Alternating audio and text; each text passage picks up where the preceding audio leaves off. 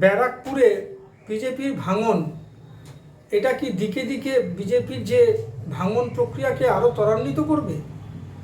এই আলোচনা করার জন্য আজকে আপনাদের সামনে উপস্থিত হয়েছি। অর্জুন সিং ইদানিং দিলীপ ঘোষকে চূড়ান্তভাবে আক্রমণ করছেন। দল কিন্তু অর্জুন সিংকে কোনোভাবে আটকাচ্ছে না। দিলীপ ঘোষ এত পুরনো একজন নেতা, তাকে যখন একটা কুরুচিকর আক্রমণ করছেন, তখন কিন্তু দল তাকে কোনো রকমের সমঝে দিচ্ছে না।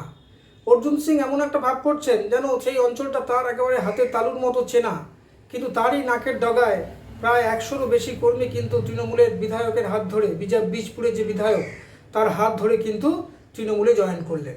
এই দিকে দিকে বিজেপির বিভাজন এবং ভাঙন একটা বার্তাই দিচ্ছে যে সত্যি এরা কি বিরোধী দলের ভূমিকা আর তকমা পাবে? কারণ মমতা বন্দ্যোপাধ্যায়ের যে কৌশলী রাজনীতি এবং সেইটা কিন্তু কোথাও গিয়ে এদেরকে ছন্নছাড়া করে দিচ্ছে। আজকে দিলীপ ঘোষকে নিয়ে যেই এপিসোডটা চলছে বা চললো, এটা কিন্তু দলের কেউ কোনোভাবে ইন্টারফেয়ার করছে না, এটাকে আটকানোর চেষ্টা করছে না। এরা মনে করছে যে দিলীপ ঘোষকে বলছে তো ভালোই হচ্ছে আর কি, এটা রেশারেশি, নিজেদের একটা জেলাসি তৈরি, সেই জেলাসি মেটাচ্ছে এরা।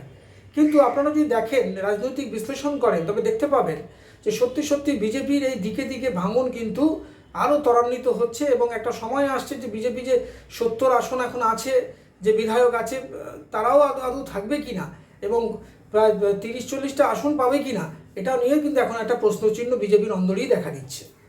বিজেপির চারিদিকে যে ফাটল, সুকান্ত মজুমদারের সঙ্গে দিলীপ ঘোষের সঙ্গে শুভেন্দু অধিকারীর সঙ্গে সৌমিত্র খাঁর সঙ্গে হিরণের, প্রত্যেকটা জায়গায় আপনি যদি দেখেন, হিরণের নির্বাচনী কেন্দ্রে কিন্তু কোনো বড় নেতা যায়নি বিজেপির, আপনি আশ্চর্য হয়ে যাবেন। এমনকি মিঠুন চক্রবর্তী অবধি হিরণের কাছে যাননি।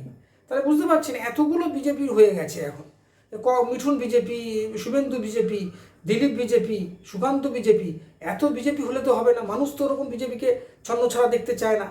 কেন মানুষ চায় মমতা বন্দ্যোপাধ্যায়ের বিরোধী যারা, তারা কিন্তু একটা কনসলিডেটেড ফর্ম দেখতে চায়। সে বিরোধী পক্ষে সেই কনসলিডেশনটা যেহেতু দেখা যাচ্ছে না, সেহেতু কিন্তু সত্যি সত্যি পশ্চিমবঙ্গে মাটিতে দাঁড়িয়ে 26 আর হতে আর 1 বছর বাকি নেই যে বিধানসভা নির্বাচন, সেখানে বিজেপি একেবারে গোহারা যে হারবে এখনই বলা যেতে পারে এটা।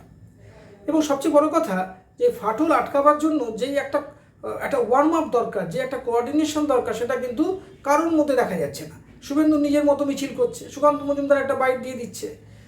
এখানে যে দিলীপ ঘোষেরকে বারবার বলা হচ্ছে অভিজ্ঞ নেতা, তারই আমলে সবচেয়ে বেশি বিজেপি আসন পেয়েছে, তারই আমলে সত্যি সত্যি বিজেপি করার জন্য উন্মাদনা বেড়ে গিয়েছিল, বহু নেতাকে তিনি নিয়ে এসেছিলেন। এমনকি তৃণমূল থেকে বহু নেতা গিয়ে আজকে ওখানে বড় নেতা হয়ে গেছে, সবই কিন্তু দিলীপ ঘোষের হাত ধরে। কিন্তু আজকে এমন একটা পরিস্থিতি হলো, জগন্নাথ দেবের মন্দিরে যাওয়াকে কেন্দ্র করে তিনি যেন এমন এক গুরুতর অপরাধ করেছেন যেন একেবারে খুনের আসামি তাকে করে দেওয়া হচ্ছে। এইটা কেন হবে? আজকে বিজেপি সত্যি সত্যি যদি তাদের অভিজ্ঞতাকে কাজে লাগাতে চাইতো, নবীন আর প্রবীণের মধ্যে একটা সমন্বয় তৈরি করে নিতে পারতো, তবে কিন্তু আজকে এই ভাঙন দেখতে হতো না। বহু কর্মী আছে যারা সত্যি সত্যি বিজেপিতে থেকে কাজ করতে পারছে না। দিলীপ ঘোষ নিজে মুখে বলেছে যে হাজার হাজার কর্মী ঘরে বসে রয়েছে। তবে কিন্তু এই অবস্থায় কি করে তারা কাজ করবে, তাই জন্য হয়তো তারা মনে করছে যে কাজ করতে গেলে তৃণমূলের প্ল্যাটফর্মটাই ভালো, তাই জন্য তারা চলে আসছে। আর একটা জিনিস কি দেখা যাচ্ছে, তৃণমূল থেকে যখন নেতারা যাচ্ছে বিজেপিতে, তাহলে নকল বিজেপি হয়ে যাচ্ছে সেটা। তাহলে আমরা আসল বিজেপি কর্মী হয়ে যদি আমরা নকল বিজেপি নেতা পাই, তার চেয়ে আমরা আসল তৃণমূলে চলে যাই আমরা, এরকমও একটা পারসেপশন থাকতে পারে। আপনি ভাবুন, শুভেন্দু অধিকারী, সৌমিত্র খাঁ থেকে আরম্ভ করে শঙ্কুদেব পান্ডা, এরকম রুদ্রনীল ঘোষ, প্রচুর তৃণমূলের লোক তো চলে গেছে আজকে ওখানে। পুরনো বিজেপি যারা আদি বিজেপি, তারা আজকে সাইড হয়ে গেছে। এবং এরা কি চাইছে, শুভেন্দু অধিকারীর মতো যারা নতুন এসেছে বিজেপিতে, তারা চাইছে বিজেপিকে কবজা করতে, ফোর ফ্রন্টে থাকতে চাইছে। আমি নেতা, মুখ্যমন্ত্রীর সঙ্গে আমার তুলনা হচ্ছে, এরকম একটা পারসেপশন ক্রিয়েট করতে চাইছেন। কিন্তু সেটা কি দিয়ে কি আপনারা পারবেন? যদি পারতেন তবে এই দিকে দিকে ভাঙন কেন হচ্ছে? আপনারা এই ভিডিওতে দেখবেন যে বিজেপির যে ব্যারাকপুরে কত লোক আজকে হাত ধরে জয়েন করলো তৃণমূলের যিনি বিধায়ক, তার হাত ধরে। এটা আপনারা যখন দেখবেন তখন বুঝতে পারবেন যে সত্যি সত্যি দিকে দিকে গিয়ে গ্রাসরুট লেভেলের যে বিজেপি ছিল যারা, তারা কিন্তু একে একে সব নিশ্চিহ্ন হয়ে যাচ্ছে। কেউ বসে যাচ্ছে, কেউ বা তৃণমূলে জয়েন করছে। তাহলে আলটিমেটলি লড়বেন কার সঙ্গে? তৃণমূল তো ওয়াক ওভার পেয়ে যাওয়ার মতো অবস্থা হয়ে যাবে। যে কার সঙ্গে লড়বে? খেলেও তো একটা মজা চাই, একটা ভালো দলের সঙ্গে খেলে একটা তৃপ্তি আছে, কিন্তু এত দলই নেই কোনো। সিপিএম 0 হয়ে গেছে, কংগ্রেস 0, বিজেপিও 0 হতে বসেছে নাকি?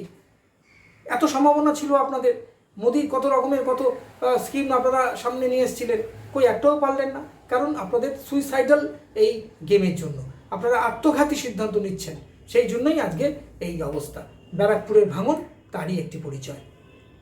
বন্দ্যোপাধ্যায়ের উন্নয়নকে দেখে এবং আমাদের বিশপুরের বিধায়ক সুবোধ অধিকারীর উন্নয়ন প্লাস কর্মীদের সাথে মিলন, ভালো ব্যবহার এবং হালিশহর পৌরসভার যে উন্নয়ন, মূলত এই তিনটে জিনিসকে সামনে রেখে আজকে বিজেপির শক্তি কেন্দ্রের প্রমুখ অভি বিশ্বাসের হাত ধরে আমাদের হালিশহর পৌর অঞ্চলের 103 জন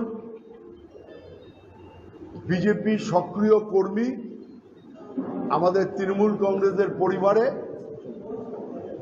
সামিল হলো এবং এরা অনেক দিন আগেই আমাদের বিশপুরের তৃণমূল কংগ্রেসের চেয়ারম্যান বিধায়ক সুবোধ অধিকারীর কাছে আবেদন করেছিল।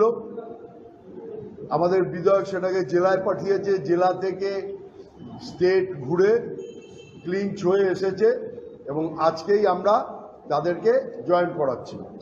আমরা আজকে 103 জন হালিশহর পৌর অঞ্চলের বিজেপি কর্মী, শক্তি প্রমুখ, বিজেপির শক্তি প্রমুখ অভি বিশ্বাসের হাত ধরে এরা আজকে আমাদের পরিবারে সামিল হলো।